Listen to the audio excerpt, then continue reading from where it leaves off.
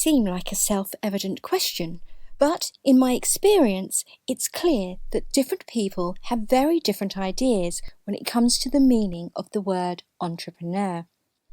Now that can be a bit of a problem because it means people go into a project, starting their own business with a variety of expectations. And when we bring in the specific realities of running a coding business, the meaning of being an entrepreneur changes even more, becoming more specific in the motivations and needs such a person has. So in this lecture, we'll be looking at the deeper meaning of what an entrepreneur is and how that changes through the particular lens of coding. If you want to start your own coding business because you love actual coding, then you may be in for a shock. Most of what the owner of a coding business does is not direct coding at all. This is the main reason that this course exists, because the role of a coding entrepreneur may be very different to what you might have thought. Most of your time is likely to be spent negotiating with clients, resolving conflicts, making financial decisions, and managing human resources issues. Your job as the owner of the business is not to create great software, but to build, sustain, and grow a business that creates great software. As a coder, working in a business for someone else, you're expected to be a creative problem solver. However, you're given problems to apply that creative problem solving to. As the owner of a coding business, it now also becomes your job to find and define those problems. This means that the coding business entrepreneur is someone who can cultivate a vision for their business and not only has the ability to solve a specific problem in a specific project, but to craft a strategy for a whole class of problems in the industry.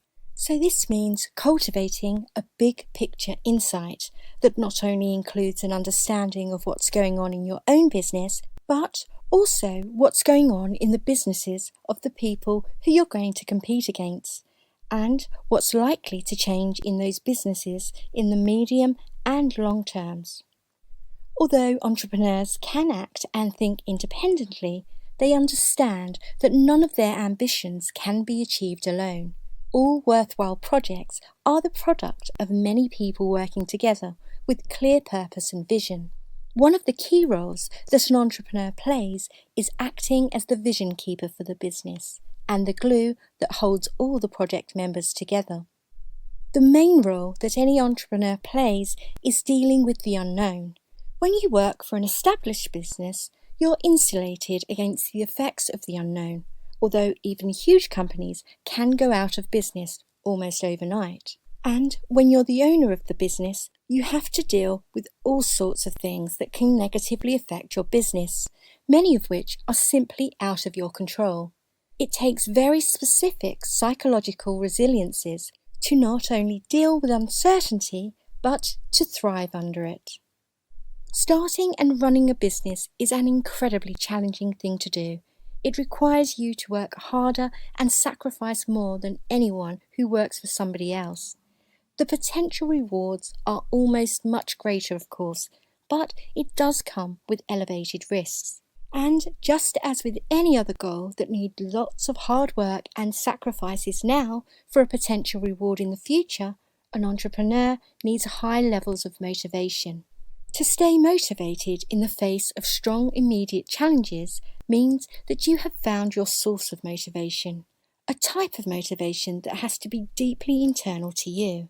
It can't simply be an external motivator such as money or social status. No great entrepreneurs in the technology space have sustained their energy simply from a desire to make money. Instead, money was simply a side effect of their incredible internal drives. These could be things like raw curiosity, an intense need to solve problems, or simply the desire to change the world with your ideas. Small and shallow motivations are not going to be enough. Any entrepreneur who wants to be successful needs to go through the process of finding and nurturing their strongest motivations. In the following lectures, John and I will be exploring the psychological aspects of entrepreneurship more deeply and looking at how some of the more important traits can be cultivated and grown.